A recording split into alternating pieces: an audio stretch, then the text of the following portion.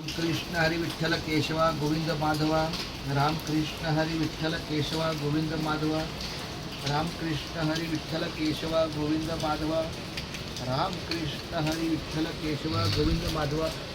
रामकृष्ण हरी. आता खरोखर 2:15-20 अडीचच्या दरम्यान झाला असेल. मला समजत नाही, मला रामकृष्ण हरी लिहिण्याशिवाय दुसरं काही येत पण नाही, जमत पण नाही. अक्षरशः मी नुसतं रामकृष्ण हरी विठ्ठल केशवा गोविंद माधवा एवढंच लिहितो. आणि मला असं वाटतं, पडो देह माझा तुझे गुण गाता, तुझ्या पायथ्याला विसावला माता.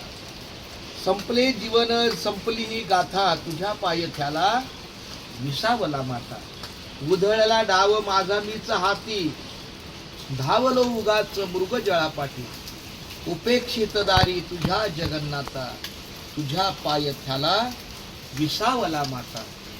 चुकलो माकलो नको राग देवा, लेकरू अजाण तूच हात द्यावा.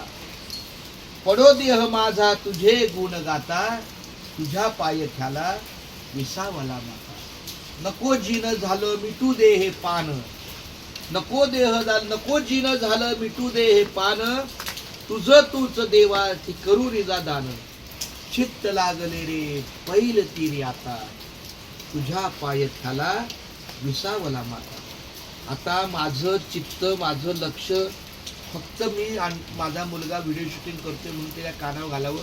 माझ्या बाळा, मला दुसरं काही सुचत नाही. आता नामस्मरणाशिवाय दुसरं काही सुचत नाही. आता एक चांगली गोष्ट आहे की आपण बाहेर गेलो होतो, काहीतरी 2 घास खाल्लं, बरोबर की नाही.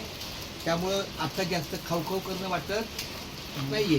जगण्यापुरतं 2 घास खाल्ले बास. मग ते 6 वाजता असेल, 7 वाजता असेल, कधीतरी असेल, काहीतरी खाल्लं ना, आपल्या मुखामध्ये गेलं ना. अशा पद्धतीनं माझं नुसतं रामकृष्ण हरी चालू आहे.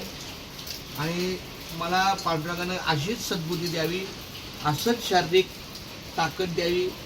नुसतं रामकृष्ण हरी, पडो देह माझा, असं